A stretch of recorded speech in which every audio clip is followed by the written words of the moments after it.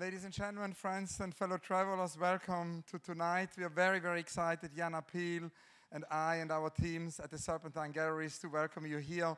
Incredibly excited about this wonderful friendship, dialogue, and decades of collaboration with the amazing Sam Keller and the Beyeler Foundation. And it's a dream come true to welcome Marina Abramović back to the Serpentine, because ever since we did the exhibition here, 512 hours, where we gave actually Marina the keys to the Serpentine, where we met every day. We are missing Marina ever since the show ended every day, and we are so excited. So actually, I still have the keys. I can use them.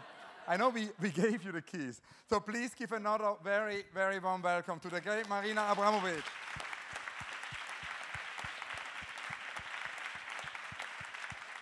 Now, we've recorded many conversations before with Marina in lots of different contexts. The first one happened on a bullet train in Japan. But let's start from the beginning. The beginning of the beginning, this man was 21 years old, and he was in Hamburg, and he was assistant to Caspar Koenig, and he was so eccentric and interesting, and still he is. Then we go to the bullet train. Then there was the bullet train, then there were many interviews on planes, there was one actually in Manchester at the railway station, in the context of the Manchester International Festival, and so excited to do this 14th conversation tonight at the Serpentine Sackler Gallery. Actually, talking about you, we never actually just have normal conversation. We always have interviews. It's all recorded. And tonight, we were speaking with Marina and Sam a couple of times, and we are thinking it would be nice tonight to do a very special conversation which focuses really on the new chapter of Marina's work of the last couple of years, and to talk about something Marina felt is very urgent, to talk about community. And I think, Marina, you thought it would be a good idea to start with The Artist is Present, because this exhibition at MoMA in New York City, which happened just before the Serpentine show, was actually really a gateway. Ian Chang often says, there are artworks or exhibitions which can be a gateway, and it was a gateway into a completely new chapter. So maybe we can begin with that, and you telling us a little bit about The Artist is Present, and how it all started there with your idea of the work changing. All right, so just to start, as you know, I'm working since 70s in performance. And in the 70s, performance was nobody territory. There was just an alternative form of art. And in those days, nobody even believed was any form of art. So when I would have audience of 10 people or 20, or it would come 50, that would be like a large crowd, and I would be so excited. And everything went till really changed my life, the MoMA show. MoMA show is the moment when really the performance become mainstream art. The moment you get into the museum, like in this kind of scale, everything's changed. So when I got the invitation of Klaus Biesenbach to make a show in MoMA, he said to me, I would like to call this exhibition Artist is Present. It's very simple. We will show the work where you are present, which basically is every single work. And then I could do very simple thing. I could have a great show. I could have a dinner with the MoMA friends, and I could go home and, and have a good time, and just sometimes go and see my show in museum of 3 months. But I actually saw enormous opportunity to actually take this Artist is Present as a possibility to really be present in the museum for entire 3 months. Nobody asked me to do that, but I wanted to show to the larger public that performance have transformative force, that something can happen differently. And I took very simple thing. In the first day, there was 3 months show. The first months I sit at the table, and there was always chair there, and the people can come and sit any amount of time they want. Curator said to me, but nobody will sit in the museum, in the front of you. Mostly the chair will be empty, for simple reason, because, in New York, nobody have time. And this was happening in Atrium. And Atrium is like a tornado. Its energy is going everywhere. People are going to to see the shows. They're going to the bookshop, to the restaurant. So nobody have concentration. So my task was how in this tornado I can create a center. An eye of tornado is pure stillness. So this what you show and I see now, this is the last actually months where I removed the table because I found the table was not necessary. It was so conventional. I just need to have a direct contact with the audience. And then starts things really happening on the many, many large scales. 850,000 people came for the living artist ever. People are sitting in front of me any amount of time from 7 hours to 5, 6, 3, sleeping outside of the museum, crying. And all kinds of things really happened on the way that was unexplainable to the staff. Even the 86 guards of the museum came and sit in front of me. So when this happened, you know, I came to the end of this show. I stood up after three months, and you have to know that I sit exactly opening hours of the museum, 8 hours a day, except the Fridays is 10 hours when museum is open longer. And never move, never drink water, never went to the bathroom, never do anything, just observe humans. When I stood up, in this moment, it was 17,000 people in the museum. And that moment when I stood up, everything changed for me. I understood that I reach a level of audience who really present community. So now we came to community. And it's also fascinating because, of course, this piece, The Artist is Present, was an extension, as you once told me, of an older piece called Night Sea Crossing.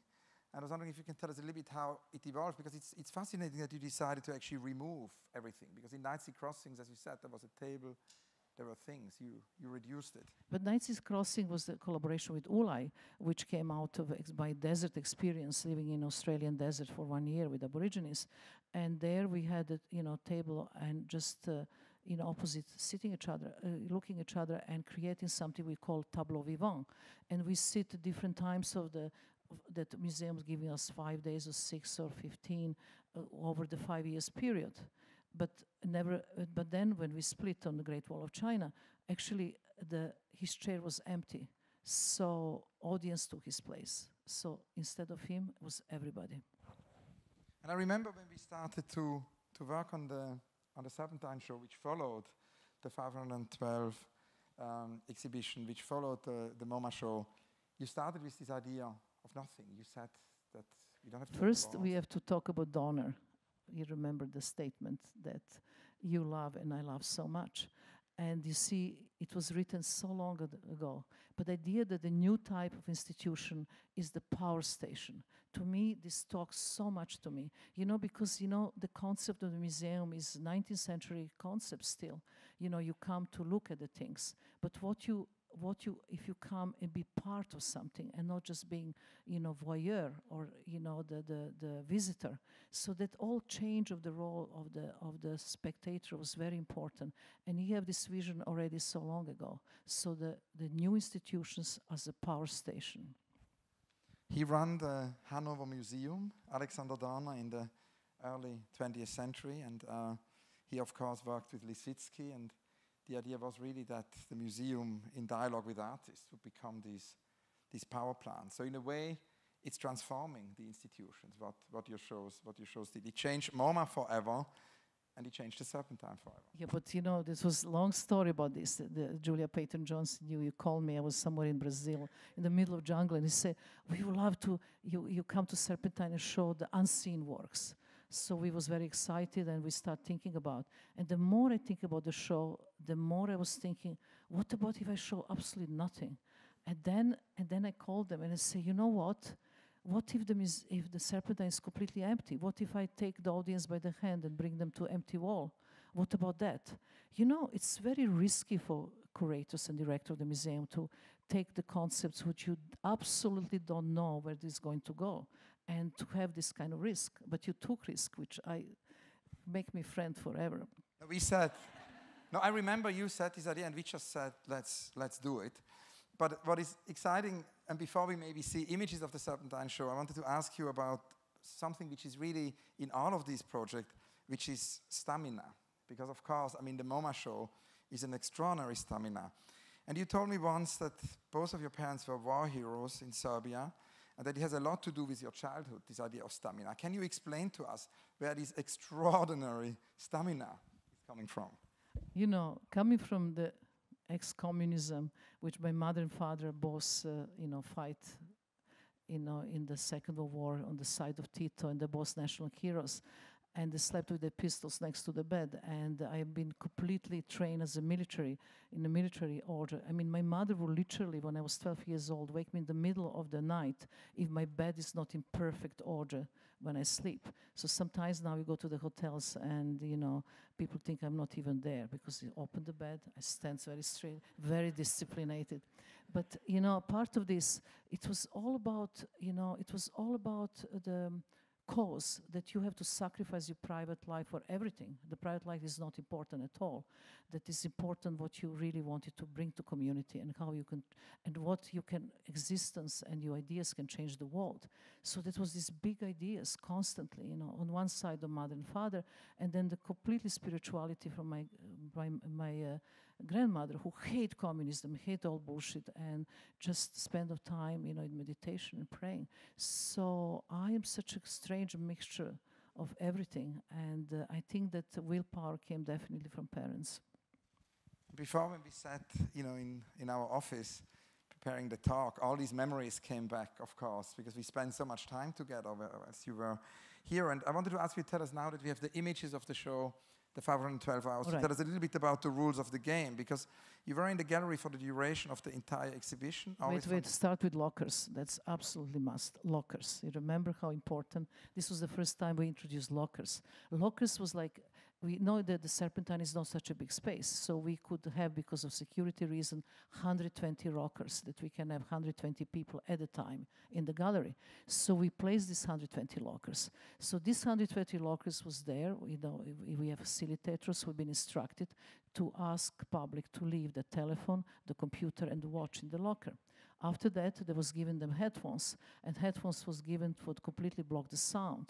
And I remember very well the little Japanese kids, they put headphones and say, but they don't work, because they always hear some kind of horrible noise coming as a music, but this was completely block the sound. So they will enter, and that will be, they will enter in the space, and many things will happen. They will be brought to the walls, they will be blindfolded, they will ask them to stand on the platforms, they will, what else will they will do? They will count the rice, they will do lots of different exercises, and every day they do things that change. So actually we work individually with every person of the public. And the one thing important was this platform, which was a very simple thing. The platform was like a piece of wood, just maybe 10 centimeters away from the floor. But that platform, this is the blindfolded, what happens if the people have one sense less, and how they can create trust to be in the space they don't know, and to have the relation with other people, and to be touched. And slow motion walk, I'm just showing something. But the platform was really important to me. So that platform, it was how you put actually different people who comes to the Serpentine on the platform and create kind of energetic field. We will have once on this platform like Bangladeshi housewife, and after a while she's coming so often to the Serpentine, I will ask her, but why are you coming? And she say, since I stand on this platform completely still with all my eyes closed, with no sound in my ears, I feel much better that I can deal with my children in a different way. There was a science fiction writer, and he will come for 10 days, every single day, a slow motion walk in Serpentine. And I say, why you are coming? And he say, this is for me like mind spa. I come here, I do slow motion walk, nobody bothers me, and then I go home and write so good. There was a farmer from the north of England, and I say, why are you coming? I say, actually, I found this exercise so good because then I can deal with my plants much better. And I asked this little kid, why are you there every time after school? And he said to me, I'm so bad in the school, but the moment I come here, I put the headphones, I stand on this platform for a while, for a long time. Then I come home and everything is okay. And then this is for me the amazing image, 3 generations standing there just in this oblivion time with all the other kind of people, creating this energetic field. So the public make the work itself in this work, in this Serpentine. And it's interesting because it created a real community of people, more than 100,000 people who came, who experienced it, as many of them are still in touch. There is a lot of dialogue ongoing. And one of the things which very often is mentioned when I speak to people who saw the piece, they all remember that you put them to bed, that you put them to sleep. Because that was very strong. Can you tell us about that? Oh, the bed was also very strong. But the bed became, you know, then I have this, the material about the bed related to the Mai. So can we just go a little bit to Mai, and then you see the all other, you know, workshop? Because now we create, from the serpentine, we create something I call method. And the method, Abramović method, was built on the experience of me being all around the world, learning so many things from Eastern cultures, being in a kind of retreat centers in the middle of jungle, doing Vipassana meditation. So I took the best of the best, and I give this to the public. So bad. Let me see. Shall we come to the Mai first, and then we go back to bed? Yeah, I think it's great to talk about the Mai, because you mentioned Alexander Dorner, and he talks about this idea of the institution being a Kraftwerk, being a field of energy, a power plant in a way. And of course, what you do with your exhibitions, MoMA, Serpentine, and we're going to talk about several others, is that you transform existing institutions. And I remember that you always said that that's one possibility, but the other possibility is, of course, that as an artist, you set up your own institution, and that leads us to Mai. Yes, so after the experience of Serpentine and experience of MoMA, I understood that I actually have to create certain legacy, and that could be Mai. So Mai means Marina Abramović Institute. And then what I done, I bought a building in Hudson, upstate. I was very enthusiastic. I bought this on my birthday. And then I asked Rem Koolhaas, he said, okay, can you do something about it? And we made a big campaign with Kickstarter, and which really made me mad, because I could not sleep for 1 month to really do it. But we made it the best amount of money for the visual art ever. In 1 month, we got 652,000 the dollar to actually give to Rem Koolhaas to make the plans. So he made the plans, and the plans was absolutely beautiful and incredibly, they have this great potential. But then when he told me how much it would cost to make it, he said, oh, but this will cost 31 million. Then I just lost my breath. I mean, I, as a performance artist, could never raise 31 million, except if I have some amazing guy from Emirates or some Russian or whatever, would just give the check, like, because he believe in me, which really in real life don't happen. So this institute stays as just a dream, and as a kind of, the conceptual idea. And then I understand, okay, but I wanted to make Abramović Institute based on immaterial art. Why I should not just make immaterial institute? I don't need a building. So building is still there, and I think the pigeons living there. But one day, we, as a real estate, maybe we sell it. But actually, institute become everywhere. So our logo was, don't come to us, we come to you. And then become global. And now everywhere institutions invite us, we actually do the work, which actually completely take us from infrastructure. We don't need to pay the building, we don't need to pay taxes, we don't need to pay the running the all stuff, because the institutes who invite us do this for us. But it's interesting, because I remember in the early 90s, I once spoke with our dear friend Jonas Mekas about moving image, and he said, he had to set up his own institution because he just felt that experimental film didn't have enough visibility in society. And of course, it's similarly with your institution. You wanted to create the visibility for live art, but you wanted also to have a legacy in terms of your work and other artists' work, archive, memory. Yeah, so actually institutes have lots of different elements. The one thing, the one based on institute is Abramović method, which actually, the idea of Abramović method is to train public to see long durational work of art. Because after the moment I understand the long durational work of art is actually the most transformative than anything. Because it's one thing if you do performance one hour or 3 hours or even 10 days. But if you do something 1 month or 3 months, you can't pretend, you can't act, everything falls apart. You really become true reality, and you really come to the state of presence. So that really creates enormous community. So the kind of response. So in what we do in our institutions, so we made some very big different events in Australia, in Brazil, in Greece, and which very, very large numbers of audience. We are talking 54,000 people, 120, 250 in, I don't know, 12 days in the Sydney, we had 32,000 people, which is very large numbers of audience participating. And then they will come, they will go through our method with preparation, and then they will see the young artist performances, which are all long durational. We create really institution in the energy power station, because when you see something, everything is live. So you come, if the show is 2 months, 2 months, people are performing 8 hours a day. That's it. So that's something never happens. So now the method which we create based on Serpentine, it's the to deal with large scale audience.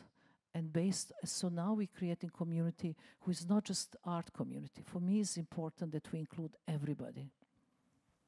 So we recreate the virtual gaze when the strangers can look at each other's eyes. We create the platforms. This is all different places in the world again. We create another very important exercise is counting the rice, which, counting the rice is so funny because it looks like so simple. You have the lentils and you have rice in the front of you. You have to make choice how much lentils and rice you're going to take. Then you divide them and then you count each grain separate. It's up to you what you're going to, how much time you want to dedicate. But and then you go through this whole process of, being amused, being incredibly angry, being completely frustrated, say, oh, what is the bullshit, what I'm doing this, and then giving it half undone. So the rice is symbol for life. If you can't do the rice, you can't do life either. So this Swiss family here from Basel sit here 4 hours, mother, sister, mother, the daughter, and 4 hours, and they really finish the job. So we have very large table which we create in Tasmania, which large community will count the rice, hours. And then you see what happened. Time stops when you really decide to finish. Your breathing becomes stabilized and you concentrate on here and now. And then incredible satisfaction when you actually accomplish. So the rice you take as a synonym for your attitude about life. So this is your beds. This is Buenos Aires. So the idea is to put people in the bed very gently and to be together with not necessarily sleeping, but together and creating that kind of, the special energy of rest and calmness. And there are moments of rest, of calmness, but then there are also moments of drill. And look at this. There is some very interesting feeling of almost kind of spiritual, because these people don't even know they're photographed, but a spiritual feeling about this whole thing, because somehow by being there together and with this restriction of seeing, everything changed. So this is a very large kind of event I create in Greece. So in Greece, I ask people from social media just to come for 7 minutes in the front of the museum, and 3,000 people came. And all what I ask them is to put their hands on their shoulder, close their eyes, and just be together as human beings. So what do you think you should do with this now?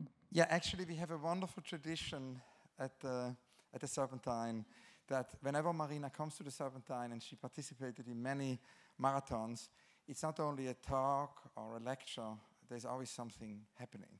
So we thought it would be nice tonight, and when we thought about something very special for this UBS Beyeler evening, we were thinking that maybe some action could happen, but then Marina thought of something even more amazing, and she suddenly remembered the Benaki, and maybe you should tell us what we should now all do.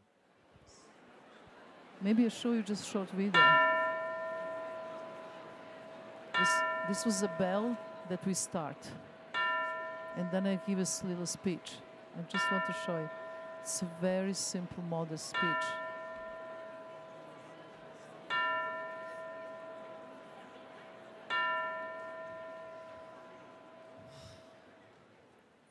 It's a time of economical crisis. Good evening, Greek, beloved people. I'm so happy we are all here now. I really wanted to do something together because this whole project here is called As One. And which I like to talk to you is about love. We always forget to talk about love. We talk about politics, we talk about art, we talk about so many different things. But the love is the most important thing that human being should feel for another human being. And we forget about this. And we forgot that actually to open the heart unconditionally, not just the love to the wife, man, children, but to love for the unknown person that you never met. Unconditional love for the human being itself. And to me, this is my big desire, especially here in Greece, to be together only 7 minutes in silence. Just put your hand on the shoulder of another person, just to feel this kind of connection, even if you don't know who he is. And to stay 7 minutes in complete silence with the closed eyes. It's just to feel together, like a community. We are building in this Benaki Museum huge community. You know, we start here with some, audience, and audience is going up and up and up, and there are people coming and seeing the Greek performance artists and seeing the method and experiencing something that didn't experience before. They're opening their hearts. And I can see this every single day. Every single day something is more, and there's more warmth, and it's more kind of glitter in the eyes, and I see people and I see how they actually have something personal to bring to this project. So community is important. Community can change the world. Community can do so many things if we are all together as one. So this is why I was calling you here. So we're going to have a gong, exactly, and we close the eyes and they're going to measure 7 minutes of pure love for each other. Let's do that together. Close eyes, please, just the hands on each other. And we do this. We never do these things. And I think now is important. It's important that we do all that we create this incredible energy in the space that can spread everywhere, where we are and we are not. And thank you for being here. So my suggestion, just put a hand on the shoulder right now of somebody else.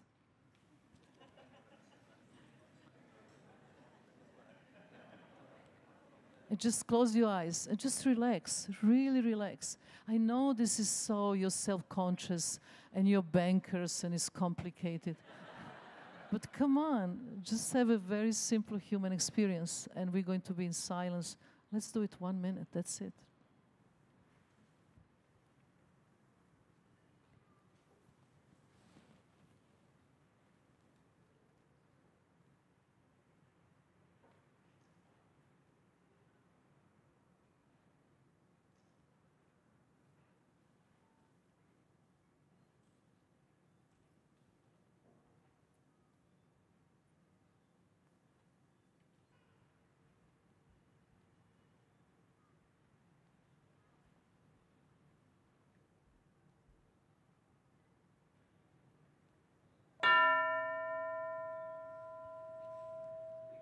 Thank you. Thank you.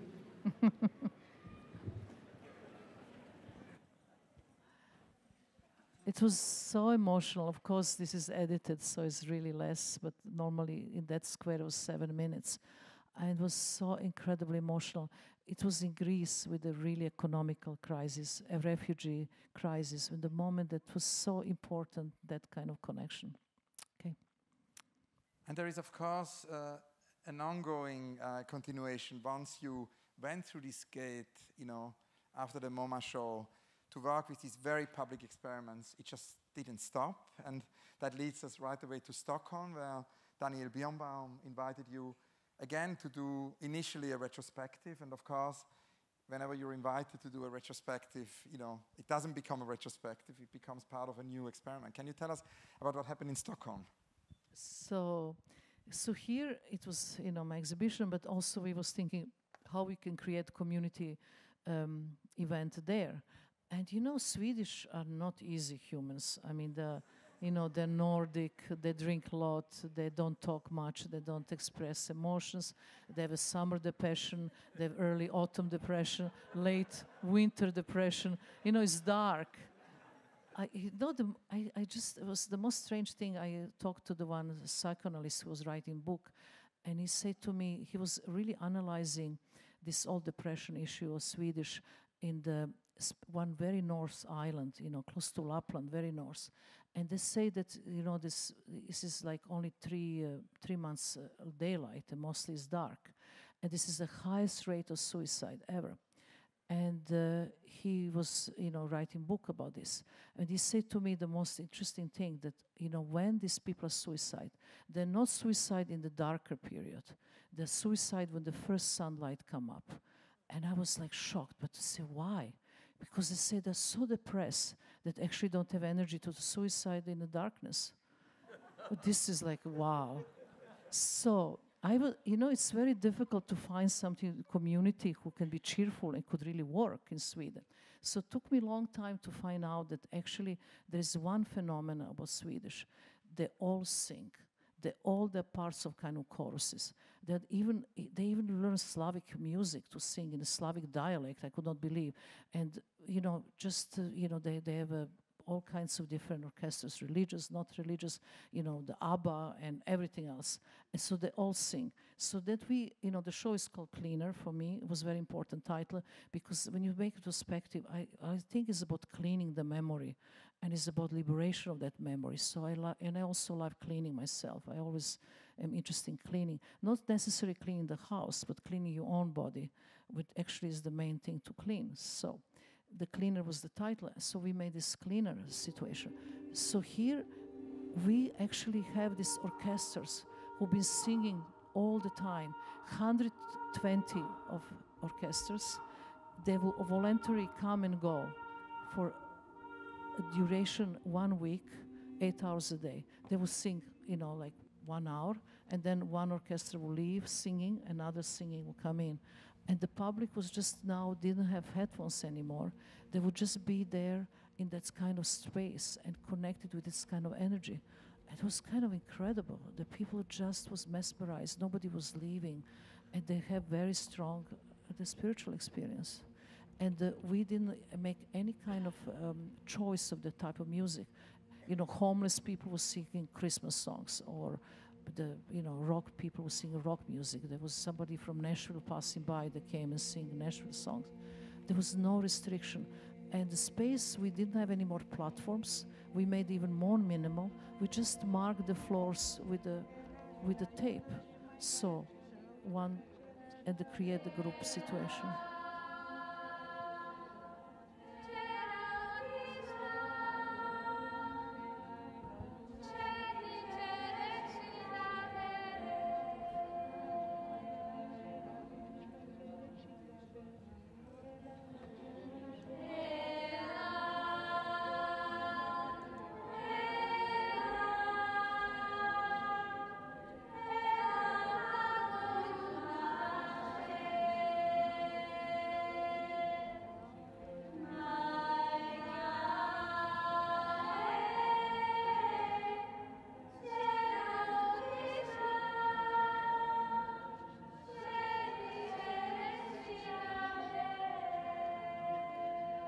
How many hours was it? This was 8 hours a day, 7 days. And then, we have facilitators who was very gently moving people in the space. They was lying down, standing, sitting, and nobody was leaving. And the new people would come. And it was very, very strong, very intense connection with the Swedish audience that I didn't know how to find the key. But through the music, I did.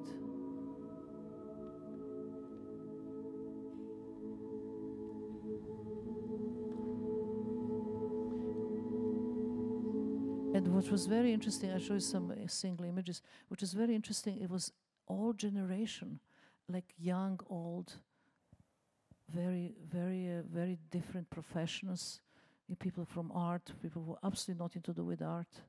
And this is what for me is so interesting, how to reach community. So normally when I do the show or do the talk, they come in the people who normally would not come to the museum, who would not come always to the art galleries. And this is what, to me, the key, especially very large young audience. So there is something that actually people connect to. So that's the images of people. It was like it was in the church, and it was like a church, the whole thing.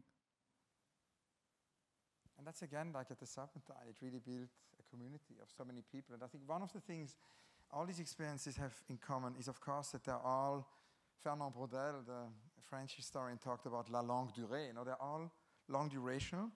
And I find it very fascinating that the beginning of your interest in the long duration actually started with your encounters with the Australian Aborigines, and it actually started at a lake called Disappointment. Can you tell us?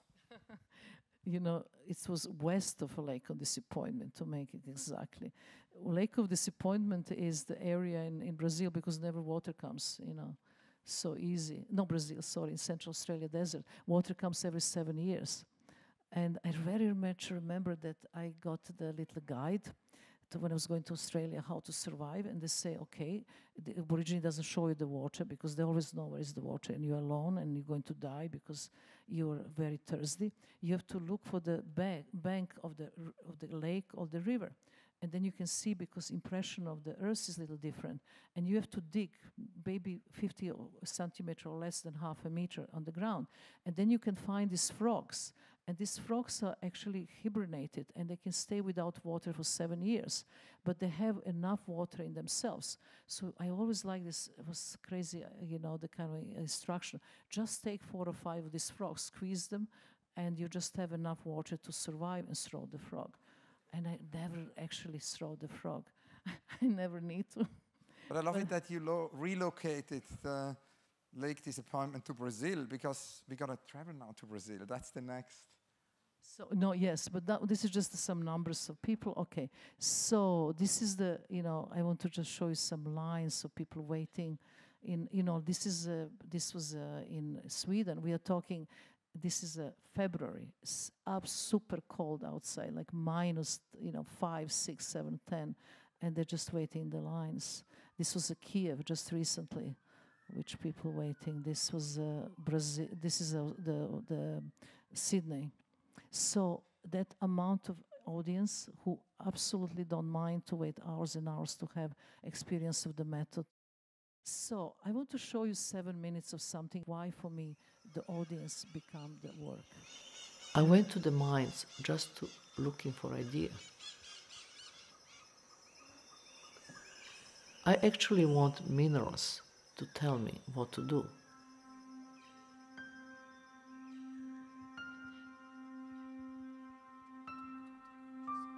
When I asked miners if I could just sit on the chair deep in the mines or lie in the bed and let me alone there for a long period of time until I wait for an idea, they think I was completely crazy. When I told them that I got an idea to make shoes out of amethyst, huge minerals weighing 70 kilo, they could not believe. How can walk in these shoes? They asked. I was telling them, but these shoes are not for walking. These shoes are for mental departure.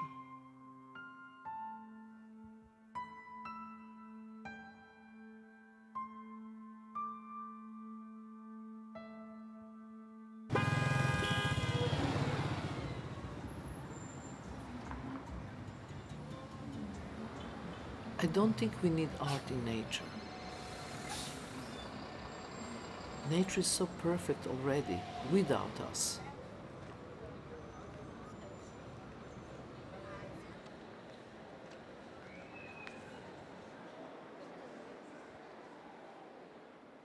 We need art in the cities.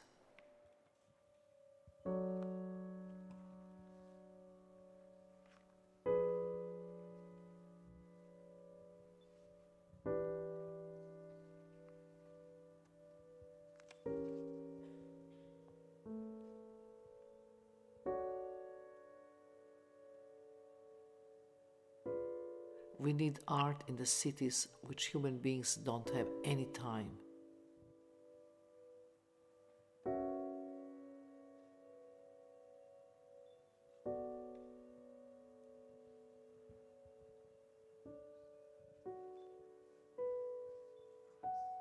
In the cities they are polluted.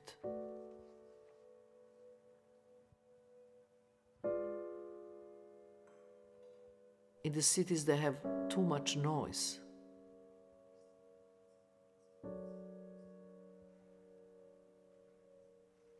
we have to take experience from nature and transmit it into the cities.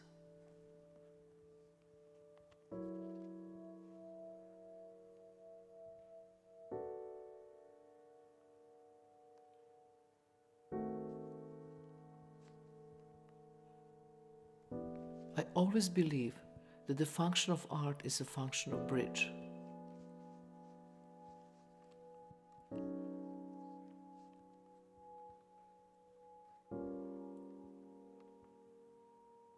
To bridge different people from different social backgrounds.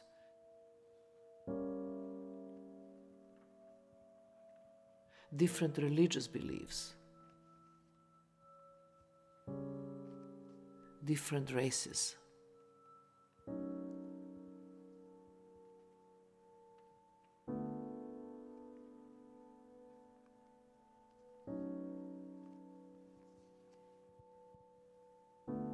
But it's also about communication between physical world and the spiritual world.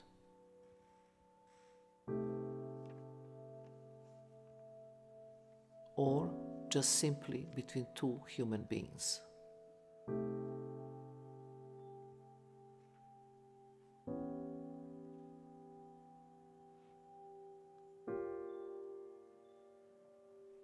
I think this trip was very important to me. Not just to get new ideas, but also to open my mind into something different. After I come back, somehow the puzzle came together in a very clear and bright image.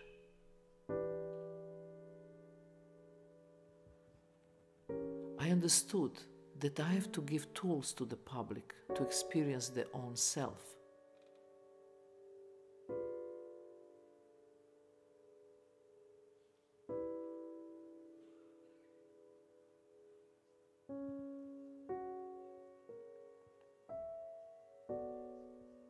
I have to just blend in. I have to be like a conductor. Because I'm always performing in the front of the public. I'm engaging with the public. The public is my mirror. And I'm the mirror of the public too.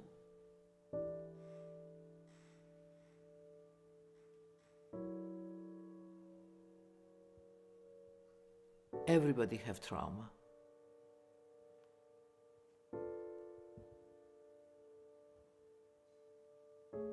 Everybody have loneliness. Everybody have fear of death. Everybody have pain.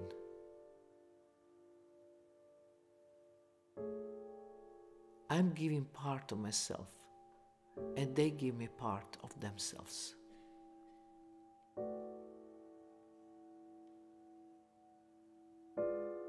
The only way they can understand in much profound level what performance is they make their own personal journey.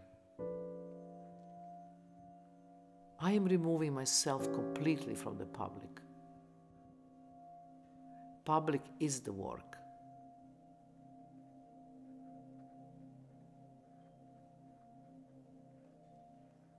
In the front of me is a cave. And I'm going to explore.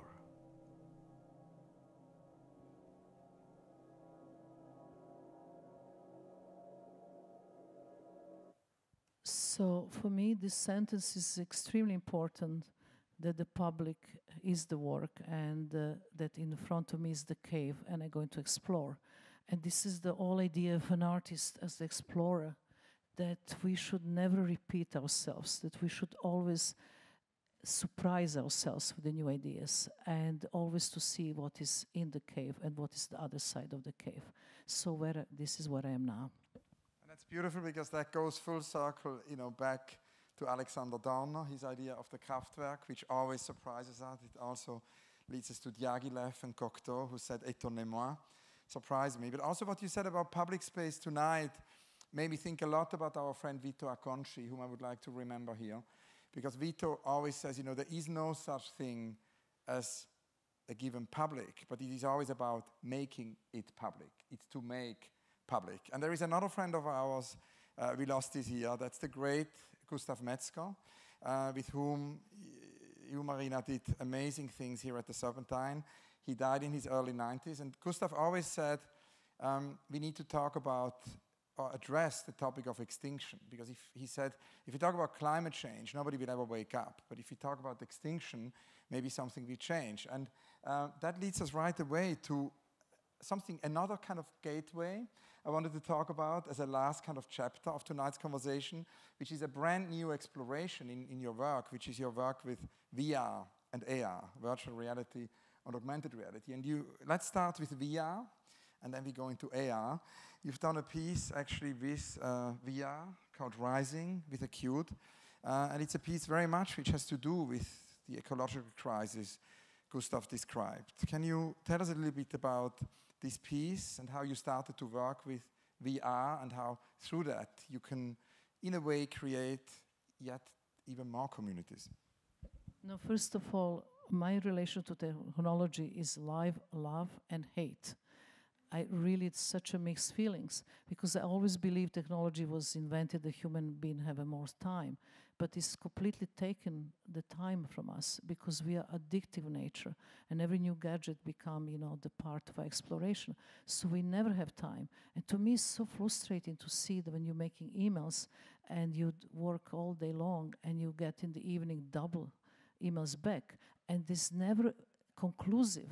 Always every new email will be sentence, and by the way, what you do next day, or by the way, so it's never ending. That never ending is so frustrating. But this is one thing about technology. But in the same time, nothing is wrong with technology. It's our approach to technology is wrong.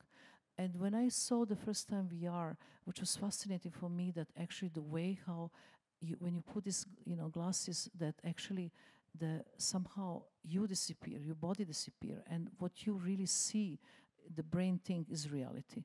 But to me, what was interesting about VR also, it's that I all my life work with the limits of my body, and I really pushing them mentally and physically, as in last 50 years. But then there is, of course, moment that you can't push farther. But if you create your own avatar, there is no limit, because avatar can do things that you never can do. I mean, I always want to levitate, but I don't. I wanted to lie on the ice forever. I wanted to do things that as a child, the imagination that I could not do. But your own this different self can do. So when I was approached to Acute Art to create the first project, I was really careful to see what I can do. And it's really just the beginning of everything. So first of all, I was always looking what young kids are doing with VR. They're playing video games. And these video games are mostly based on violence, and they're mostly based on something that you're chasing somebody or winning something or killing somebody. And only one video game that I ever saw 20 years ago in North Japan in some small little place. It was this video game that probably was the only one I ever played. It was you are the fireman, and the orphanage is burning, and you are going to save the children from orphanage. And I remember playing fanatically this girl, that I had 10 children, 20 children in my hands, and I was saving them, and I want to save all of them, and the feeling of complete accomplishment, and feeling that really good that I'm doing something actually good, for the kids, or for humankind. So I was thinking, okay, shall I take the video game as my first VR project?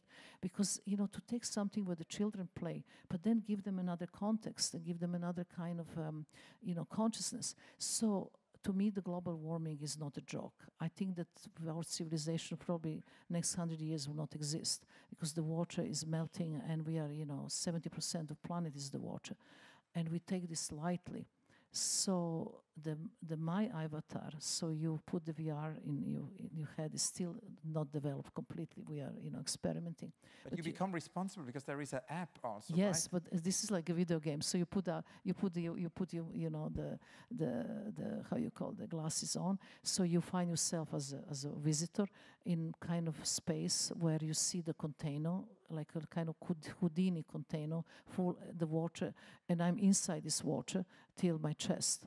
And I put my hand in my glass inside the container, and you ask to put your hand against mine. Give me your hand. The moment you touch my hand, your entire thing is disappear, and you transform yourself in Greenland with this melting this huge amount of ice, and the big water is coming, and you're on the little piece of ice that you're going to drown any second. And it's 360-degree experience, and we work with George Lucas, and it's really frightening. You completely lose balance, you lose the feeling. And then this kind of big wave come to your face, and you just kind of, lose the contact.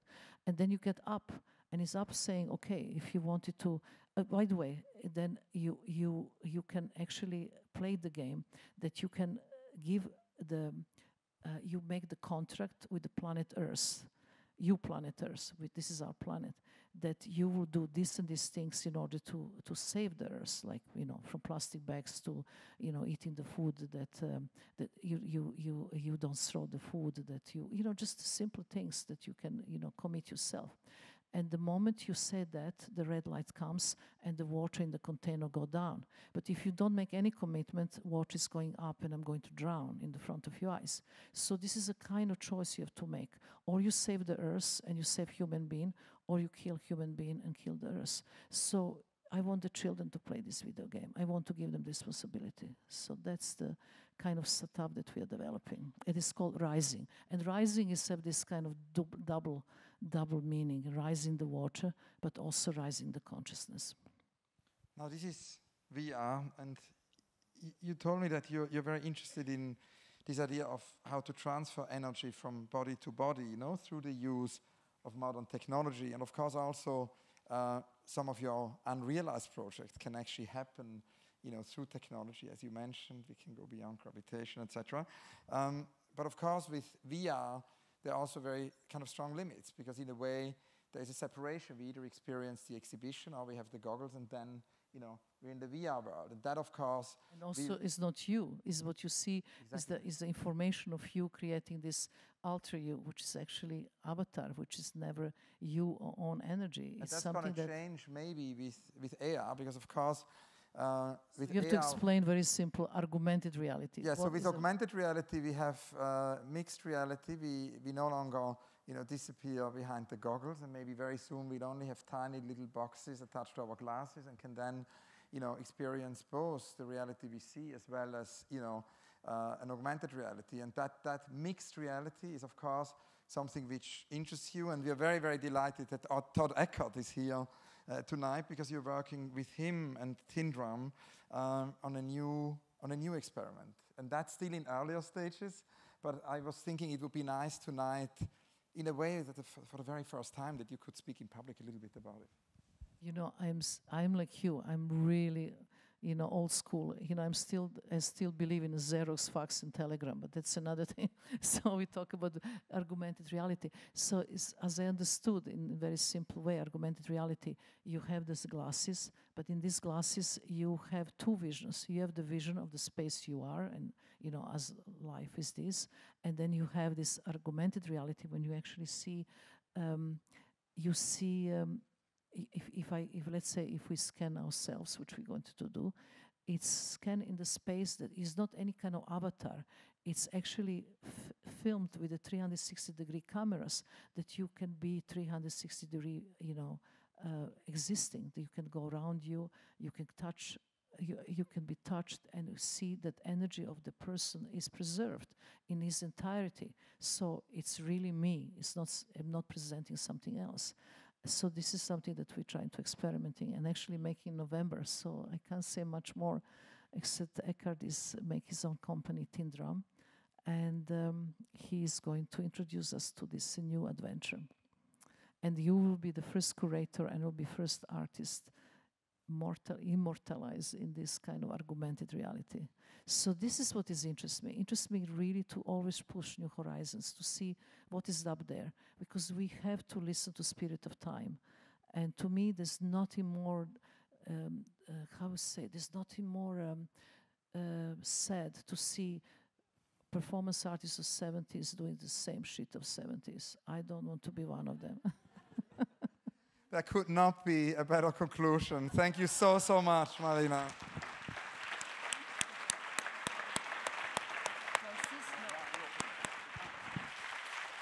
We can now take some questions. We know that you have dinner and everybody's hungry. Let's limit it 3 questions. That's kind of a good number. 3 is like triangle, pyramid, energy. Yeah, 3 jamais deux questions. sans trois. 3 questions. That's good. Yeah. Do we have urgent questions for Marina? I don't see anything, so somebody have to. Yeah, give if the you mic. can have a microphone, there's a question here in the middle. And just before the question starts, I just want to say, talking about the public, we talk more. You know, the different artists have different relations with the public. Sometimes the artists perform and don't care about the public. It's just kind of inside himself. And Martha Graham said, the great dancer of our time, she said, wherever dancer stand is the holy ground. And I like to say this, my vision of the public, including you here, wherever public is the holy ground for me. Marina, thank you very much for your talk this evening. You've been great company. I'm just over here, sorry. I know we're all in the dark in the audience here. The theme of the talk this evening was community and collective action. And for me, the idea of community tends to have this idea of a shared belief system, the feeling that people are going to work together towards a common outcome. And when I see your work, I see people having very intense experiences, but they seem to be very introspective. They seem quite often to be to do with their personal recollection, their personal experience. And I'd love you to connect this personal experience and this introspection that I see in the documentation of your work to this idea of a wider community and a wider sense of collectivism. You know, for me, which I understood since long time doing my work and I'm doing, that actually there is a need right now.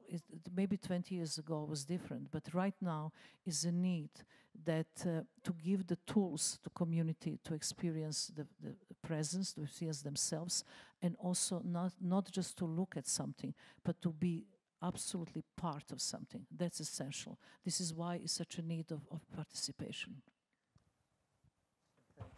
2 more questions.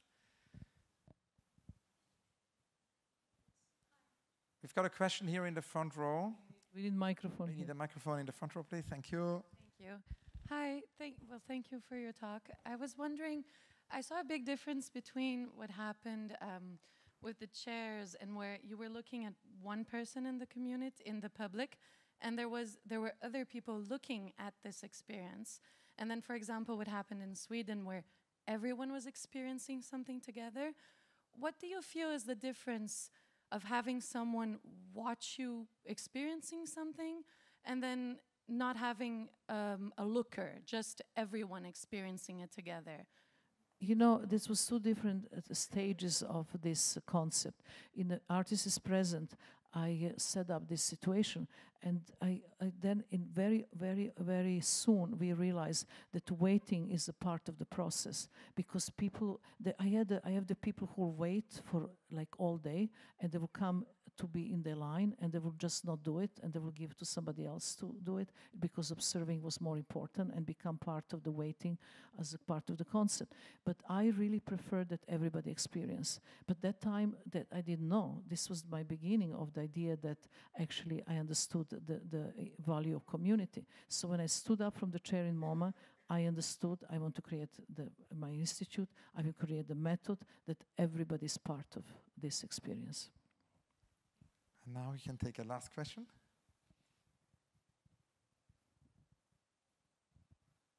We've got a question here in the second last row on the left. It's funny how when you see someone do something and you have their life and a lot of their work explained in this kind of way, you kind of can't imagine them ever having done anything else, that they were born to do something, they were born to do this role. that we were all born to be here and listen to this. Can I ask very randomly, if you had not been able to do this as an outlet for your creativity, what would you have done? Oh, this is a great question. Something out of the box. You know, first of all, I'm incredibly sad that I could not sing. This was I can't sing, I don't have voice or whatever. Because, you know, I'm so obsessed with immateriality. And for me, the music is the absolutely highest you know, the form of art, because it's so immaterial. With the sound, with the music, there is no distance. You can reach everybody, and there's no object between you and the receiver. So this was something. And if I didn't do that, and was not an artist, I think I have a very, very good feeling for real estate.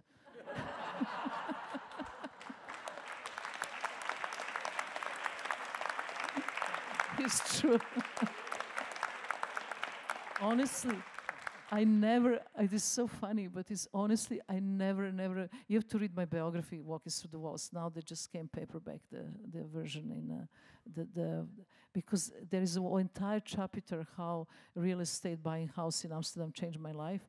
It was a really unbelievable story. Nobody even believed it because it's so unusual and so orthodox. This is like 20 minutes to tell you, it's too long because we're going to eat. But honestly, I have this feeling. I see potential. It's every time it's happening. So, but you know, I'm stuck with being an artist. But it's fascinating you would ask this question, because some years ago, actually, many years ago, when we did a conversation, I ended it with asking you the famous pivot questionnaire, and it involves lots of questions with, like, the moment we all waited for. You said the one I'm still waiting for. And then I asked you the question from the questionnaire, what profession other than yours would you like to have? And you said no other profession, just this one. And then the questionnaire goes, what profession other than yours would you not like to have? And you said immediately politician.